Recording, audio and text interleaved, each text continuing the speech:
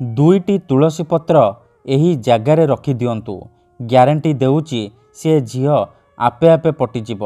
आज्ञा हाँ, तुलसी पत्र रे तंत्र मंत्र वशीकरण आपण माने जानिथिबे, किंतु आजिर एही भिडियोटी रे मु आपनकु शिखेइबी दुईटी तुलसी पत्र साहाय्य रे झील पटेइबा पई वशीकरण विद्या, जहाकु प्रयोग करी आपण निज पसंदर सुंदरी सुंदरी झील को पटेई पारिबे। विवाहिता नारी ठारू निजर मन मुताबक काम हासिल करि पारिबे। जदि आपण केउ झील को मने मने भल पाउचंती किंतु जेते चेष्टा कले मध्य ताकू पटेई पारुनाहांती, ताकू निजर मन कथा कहिबाकू डरुचंती, आउ आपण चाहुचंती कि से झील निजे आसी आपनकू भल पाउची बोली कहू, तेबे आजिर एही भिडियोटी आपणकर इच्छा को पूरण करिबो। काहेकि ना आजिर एही भिडियोटी रे मु आपनकू शिखेइबी बिना मंत्र तंत्र रे केवल दुईटी तुलसी पत्र साहाय्य रे झील पटेइबा पई वशीकरण विद्या। एही वशीकरण सबुठारु सहज किंतु महाशक्तिशाली वशीकरण। एही वशीकरण को जीए भी करिछि 100 रु 100% सफल हेइछि। निज पसंदर झील को पटेई पारिछि। पड़िशा घर सुंदरी भाउज ठारू निजर मन मुताबक काम हासिल करि पारिछि। नमस्कार फ्रेंड्स, ओडिया फंडा चैनल को आपण मानकु स्वागत। जदि आपण झील पटेइबाकू चाहुचंती, विवाहिता नारी को पटेइबाकू चाहुचंती, ताकू निज बसरे करी ताठारू निजर मन मुताबक काम हासिल करिबाकू चाहुचंती, तेबे आजिर एही भिडियोटी को पूरा ध्यान सहित शेष पर्यंत देखिबे।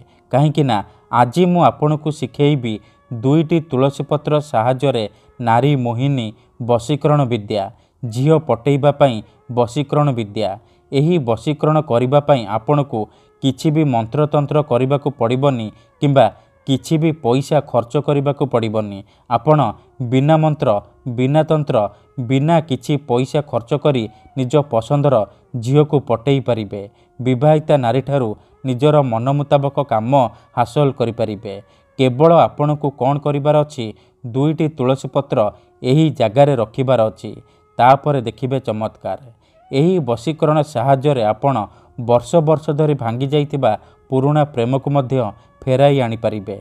सासू नणंद दियर भाउज काहाकू भी निज बसरे करी ताठारू निजर मन मुताबक काम हासिल करि पारिबे। तेणु एही वशीकरण को आपण भाबिचिंती प्रयोग करिबे। काहेकि ना दुईटी तुलसी पत्रर एही वशीकरण सबुठारु सहज किंतु महाशक्तिशाली वशीकरण। जेउ झील बा नारी उपरे आपण एही वशीकरण को मात्र गोटिए थर प्रयोग करिदेबे, सीए सारा जीवन पई आपणकर बसरे होइजिबो। आपणकर प्रेम रे दीवानी होइजिबो। आपण ताकू जहा कहिबे जेमिति कहिबे सीए करिबो, कोनोसी प्रकार बाधा देबो नाही। तेबे एही वशीकरण विधि को आपण किपरि करिबे, केमिति करिबे, एहार प्रयोग विधि कौन, मु आपनकू शिखेइबी। संपूर्ण प्रयोग विधि ठीक भाବରେ शिखेइबी। जानिबा पई भिडियोटी को मूलरू शेष पर्यंत पूरा ध्यान सहित देखिबे। विधिटी जानिबा पूर्वरु मोर आपण मानकू अनुरोध कि जदि आपण आम चैनल को नुआ आसिछंती, तेबे दयाकरी चैनल को सब्सक्राइब करी पाखर थिबा बेल आइकन को मध्य दबाई दियंतु, जहा द्वारा आमे जेउ भी वीडियो अपलोड करिबो सर्वप्रथमे आपण देखि परिबे। ठीक अछि, तेबे चलंतु जानिबा एही वशीकरण विधि को आपण किपरि करिबे। मन रखंतु, एही वशीकरण विधि को आपण केवल शुक्रवार दिन करिबे। सखाळु करिबे। गाधेई सारिकी आपण भल भाबरे हाथ गोड़ मुह धोईकी किंबा भल भाबरे गाधेईकी सफा लुगापटा पिंधिकी आपण एही वशीकरण को आरंभ करिबे।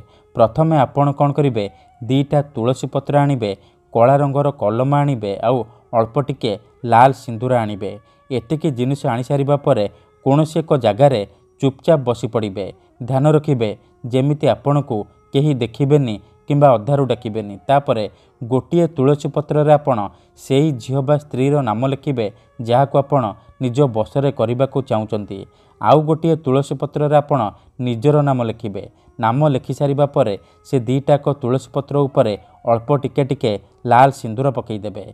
एतिकी करि सारिबा परे से दीटाक तुलसी पत्र को दुई हाथ बंद करिकी धरिबे। आउ आखि बंद करिकी सेई झील बा नारी को मने मने भाबिबे। तार मुह को ନିଜ ମନରେ ଭାବିବେ। ତାପରେ ତାର ନାମ 7 ଥର ଉଚ୍ଚାରଣ କରିବେ। ଯେଉଁ ଝିଅକୁ ଆପଣ ପଟେଇବାକୁ ଚାହୁଁଛନ୍ତି ତାର ନାମ 7 ଥର ଉଚ୍ଚାରଣ କରିବେ। ତାପରେ ହାତକୁ ଖୋଲିବେ ଆଉ ସେ ତୁଳସୀ ପତ୍ରରେ 3 ଥର ଫୁଙ୍କିଦେବେ। ଏତିକି କରିସାରିବା ପରେ ସେହି ତୁଳସୀ ପତ୍ରକୁ ନେଇକି ଯେଉଁ ଝିଅ ବା ନାରୀକୁ ଆପଣ ବଶୀକରଣ କରିବାକୁ ଚାହୁଁଛନ୍ତି ତା ଘରର ମୁଖ୍ୟ ଦ୍ୱାର ବା ମୁଖ୍ୟ ଗେଟ୍ ପାଖରେ ଆପଣ ରଖିଦେଇ ଚୁପଚାପ ଘରକୁ ଫେରି ଆସିବେ। ଏତିକି କରିକି ଦେଖନ୍ତୁ, ଗ୍ୟାରେଣ୍ଟି ଦେଉଛି ଯେଉଁ ଝିଅ ପଟୁନଥିଲା ସେ ଝିଅ ଆପେ ଆପେ ପଟିଯିବ। ଧନ୍ୟବାଦ।